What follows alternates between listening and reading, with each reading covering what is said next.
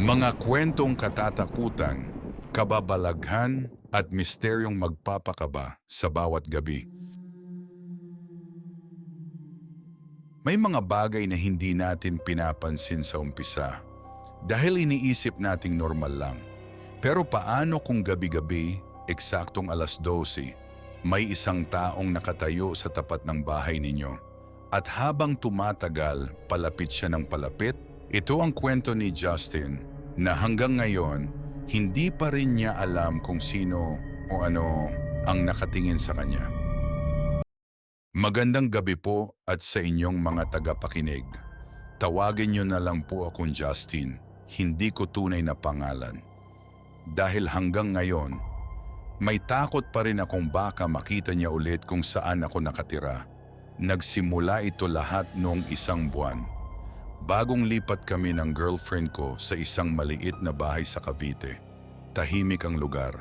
Kaunti lang ang kapitbahay. Sa gabi, halos wala kang maririnig kundi hangin at mga kuliglig. Akala namin, perfect na lugar iyon para magsimula ng bagong buhay. Hanggang sa unang gabi namin sa inuupahan namin, eksaktong 12:00, tahol ng tahol ang aso namin. Hindi siya humihinto. Parang may nakikita siya sa labas. Sinilip ko sa bintana. Meron nga, may isang lalaki, nakatayo lang. Sa kabilang side ng kalsada, hindi gumagalaw, hindi rin umiimik. Pero parang nakatingin siya sa bahay namin. Akala ko lasing lang, so hindi ko na lang pinansin. At nang kinabukasan, nawala din naman siya. 3 gabi. 4, 5 gabi, araw-araw, eksaktong pagpatak ng 12:00 ng madaling araw, nandyan na naman siya.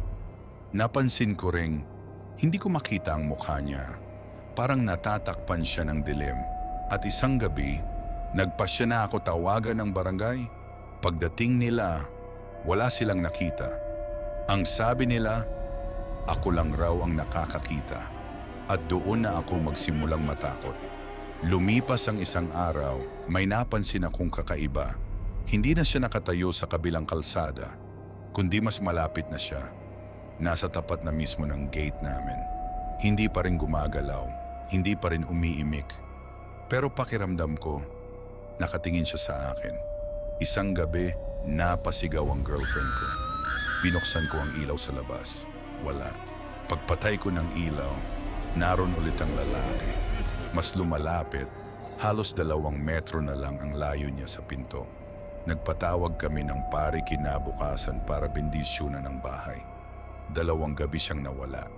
Akala namin, tapos na. Pero nagkakamali pala kami.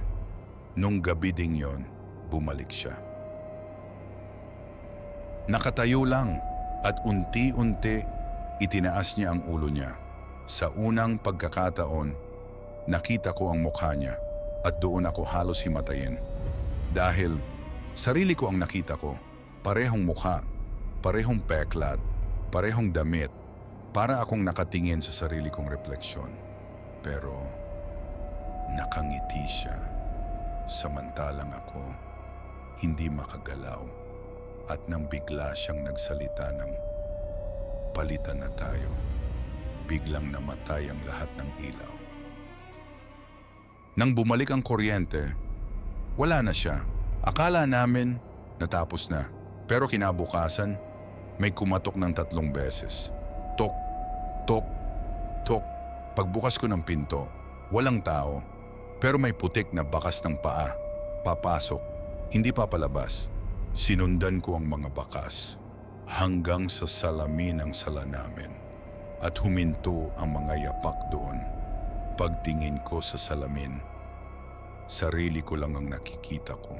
Pero may isa pang anino, nakatayo mismo sa likod ko.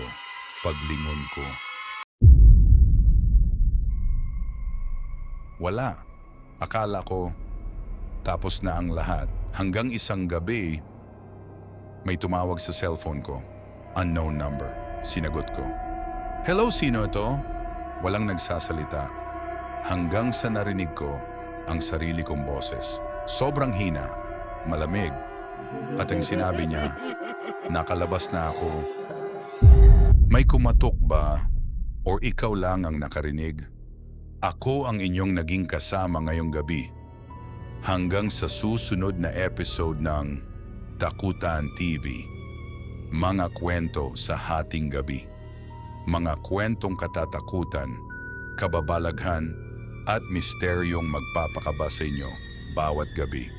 Maraming salamat po sa inyong pakikinig at pagsubaybay sa kwento ni Justin mula sa Cavite. Sana'y kahit papaano ay napatayo namin ang inyong balahibo at nadagdagan ang inyong pag-iingat sa bawat gabi. Kung nagustuhan ninyo ang kwentong ito at gusto pa ninyong makarinig ng mas marami pang kwentong katatakutan, kababalaghan at mga misteryong hindi maipaliwanag, huwag kalimutang i-like, follow at i-share ang Takutan TV.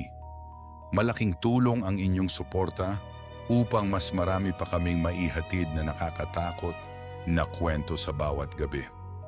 At kung mayroon kayong sariling karanasang hindi ninyo maipaliwanag, maaari ninyo itong ibahagi sa amin. Baka sa susunod na episode, ang kwento ninyo naman ang mapakinggan ng ating mga tagapakinig. Hanggang sa susunod nating takutan.